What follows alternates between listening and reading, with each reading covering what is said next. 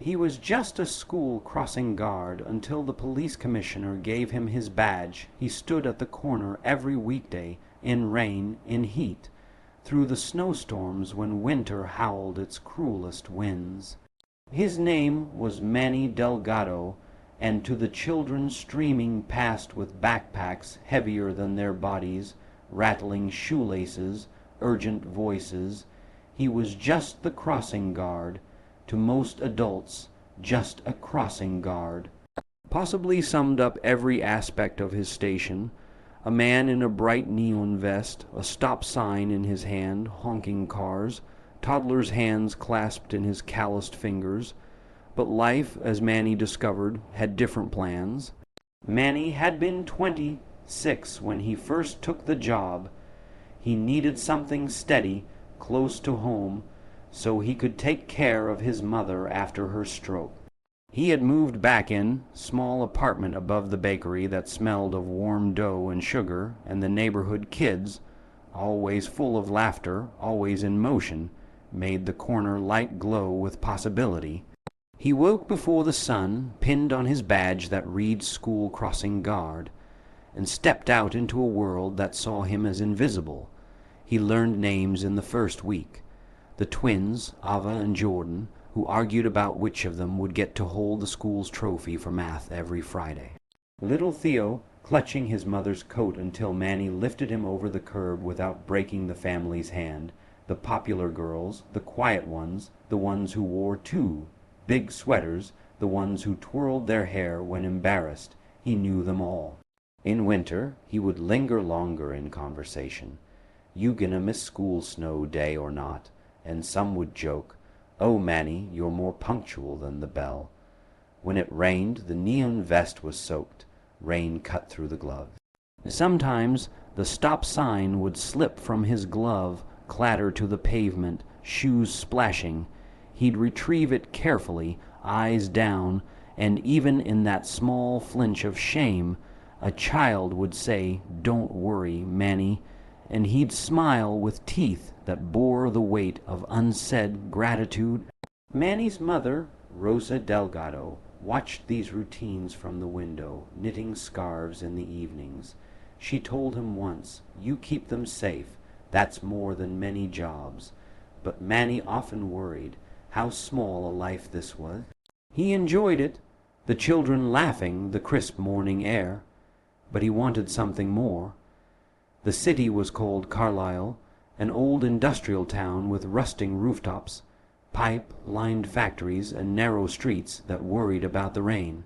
The police department, in a building of gray stone steps, had a commissioner who rarely visited neighborhoods such as Manny's, except when ribbon-cutting events or press photos called for a staged smile in morning light. One Monday in early March, the wind still biting, Manny zipped up the lining of his coat a bit higher and noticed a black SUV parked awkwardly by the curb. Two uniformed officers stood talking next to it. A man in a tailored suit, tall, with an imperious posture, stepped out. Commissioner Helen Strauss. Her shoes clicked on the wet sidewalk. People moved aside. Cars honked in impatient protests. Manny raised his stop sign. The cars halted. She stepped across the street under Manny's gesture, past the children. She nodded, and he nodded back. Automatic, procedural.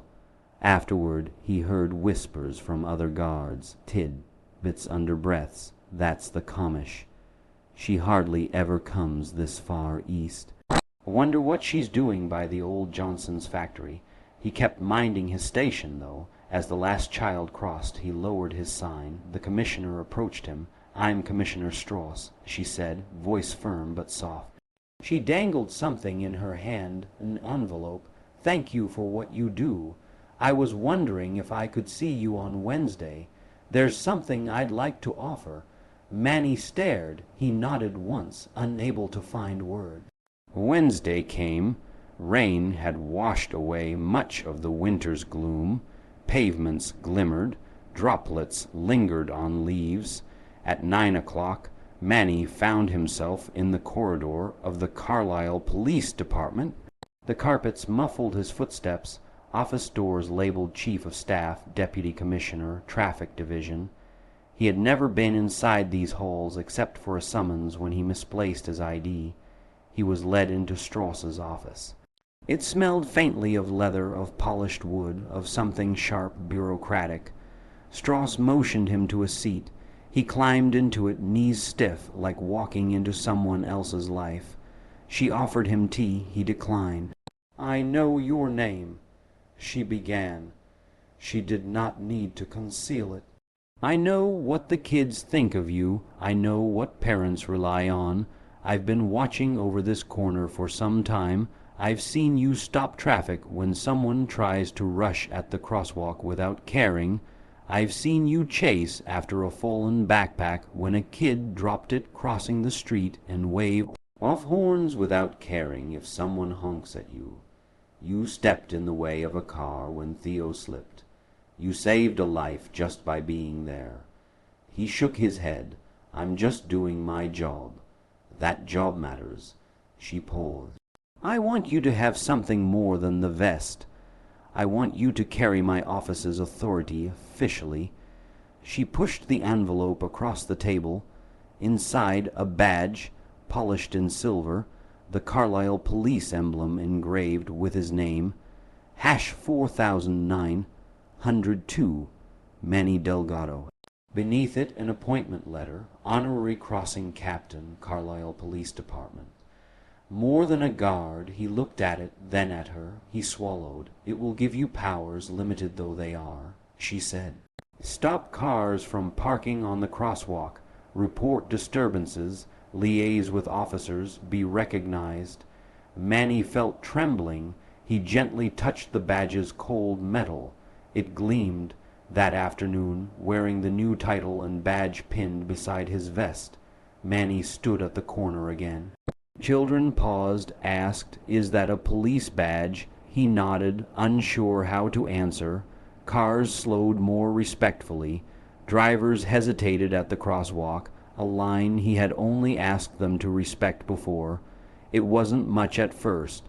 Parking tickets won, warnings issued, conflicts de-escalated. But small things grew. One morning he noticed fresh graffiti sprayed across the building facade next to the school. He took out his phone, snapped photos, sent them with a report to the police station.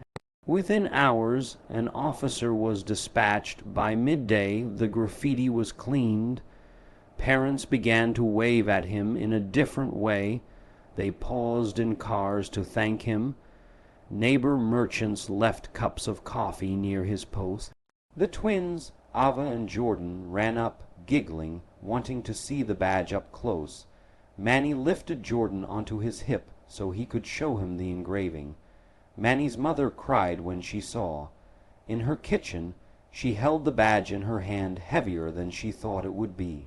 "You deserve this," she whispered, "for all the mornings you woke before dawn." Word spread. Local papers wrote about the crossing captain. Strauss appeared at the Ribbon, cuttings of crosswalk improvements, and mentioned Manny's name by public microphone. Some skeptics complained, was this a political stunt? A city trying to show community support? But Manny ignored the chatter. He worried about crosswalks needing repainting, puddles forming holes, drivers ignoring lights. More challenges came. One day, a speeding car clipped a bicycle in front of Manny. The child, a boy named Marcus, lay crumpled, screaming. Manny jumped. He flagged traffic, pressed his body in front of the boy until passers-by helped. He held Marcus's hand, cold for ambulance. He stayed by the kid until his mother arrived, tears everywhere. That night, he couldn't sleep. Images of broken bones, blood, the way the bike handlebars twisted. He kept turning over the question, if he hadn't been paying attention, if he'd hesitated. His badge gave him authority, and he used it. He spoke to drivers harshly now, citations, recorded license plates. Sometimes officers came when he radioed them. Sometimes they were slow. One detective said to him, "You stick to the crosswalk, Delgado. There are bigger offenses." Manny said, "Maybe, but every child crossing is a fight against something bigger." Then one school day in late spring, a new threat appeared. A group of men, graffiti crew perhaps, had begun defacing more than walls. They blocked sidewalk gates, banged on fences, tried slippery paths to short, cut across the schoolyard. They were teenagers, brash, carrying spray cans, laughing with cigarettes. The school principal called the police, got vague promises. Manny saw their shadows under fences, their news in broken bricks. He approached them one afternoon as they were spray painting the fence with a vulgar tag. His badge glinted. "Hey, you need to stop." Manny said. They sneered. One sprayed over Manny's words. Others laughed. "This your territory now," one taunted. He took a deep breath. He raised the badge. "I have the authority to report you, to press charges, and I will if you don't clean this up." They spat insults. Manny did not flinch. Rain began to fall. He stood between them and the fence, arms wide in defiance. A teacher happened by, a tall woman with gray hair, and watched. She pulled out her phone, filmed. The youths scattered when she shouted something. Some ran. The leader paused, turned, glared, then walked off. A few days later they returned. Spray paint again, fence, broken glass, children frightened, staying inside doors. Manny reported. Officers came. The group was confronted and dispersed. Restitution required. The fence cleaned, repaired. Principal praised Manny in front of the children. The twins Ava and Jordan cheered. Manny felt proud, but also heavy with expectation and with fear. What if next time there was violence? What if someone hurt a child anyway? One evening, as Manny stood on the corner after sunset, the streetlights flickered. He watched his breath in cold air. He held his badge glinting under the lamp. A car swerved, nearly hitting a lamppost. The driver, a teenage girl, sobbed. Manny rushed, helped her out. She was crying, saying she lost control, brakes squealing. He led her away from traffic, called the precinct to come assist. He stayed until the tow truck finally took over, until she was safe. Police Commissioner Strauss visited some mornings. She observed how Manny handled things. She observed his patrols near crosswalks, his respectful but firm dealings with drivers and children. She offered suggestions, better walk signals, raised crosswalks, brighter lighting. She lobbied the city council, got funding. One afternoon in June, the city held a ceremony. There was a small stage erected in front of the school.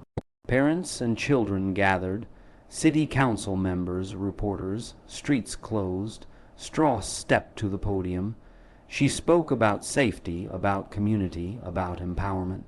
She introduced Manny Delgado not just as crossing captain, but as someone who had transformed his corner, his community, his role.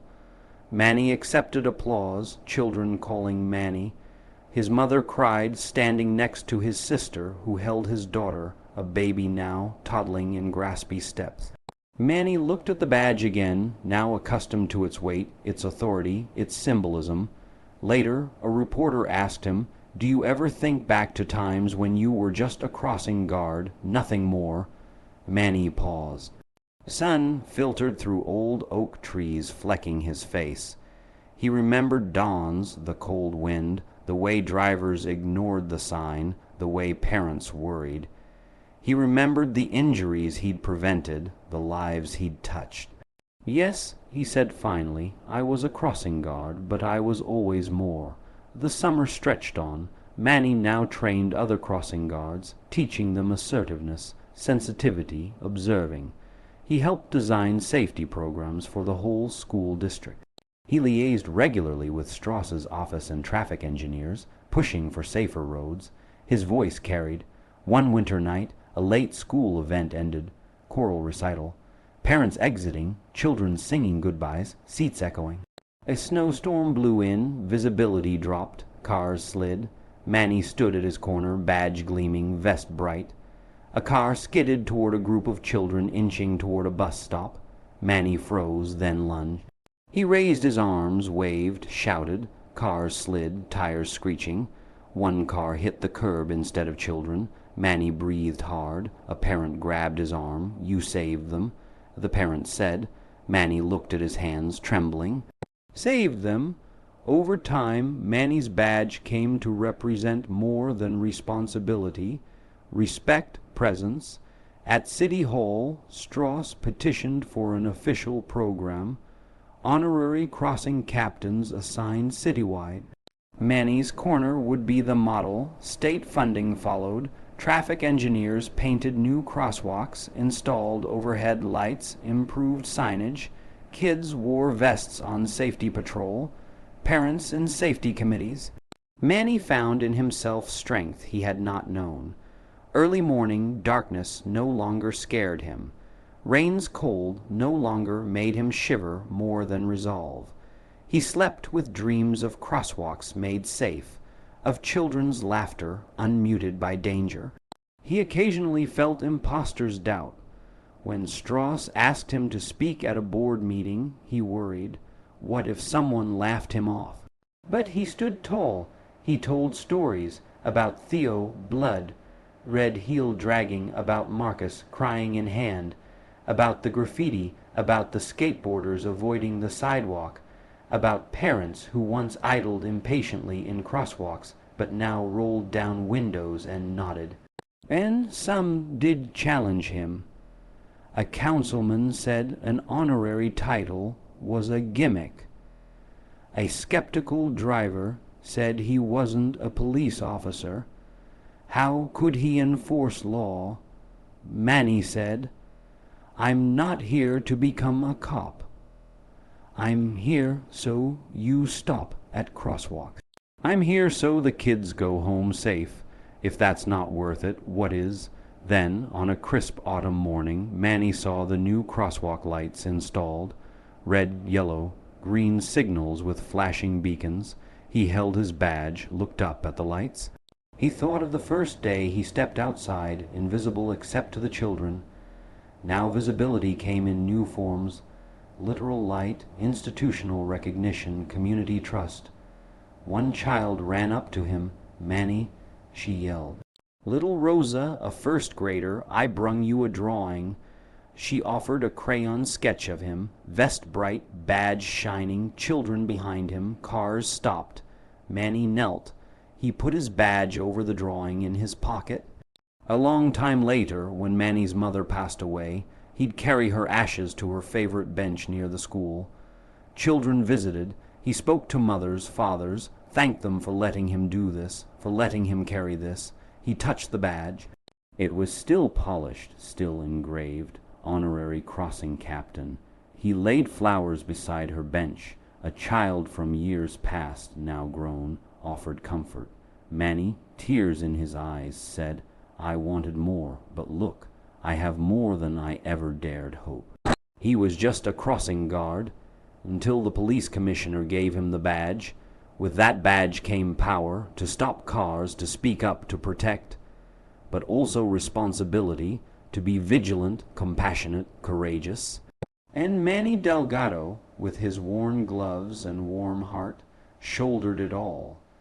He transformed a simple corner into a place of safety, into a place of respect, into a place where a child's life could matter. Years later, when Manny retired the neon vest and laid aside the badge, people gathered still. Parents with grown children, once toddlers, wearing suits, teachers, even local politicians. They spoke about how one man changed a corner, and in doing so, changed a city's conscience. The crosswalk remained, the lights worked. The badge sat in his drawer, dented slightly from years of use, but shining still, and Manny thought, I was never just a crossing guard, not ever. The badge didn't make me more. I always was. True impact doesn't come from a title or position, it comes from dedication, courage, and compassion. Even an ordinary role done with extraordinary care can transform lives and communities. Recognition, like the badge Manny received, only confirms what your actions have already proven. That small, consistent acts of service and integrity have the power to create real change and inspire respect.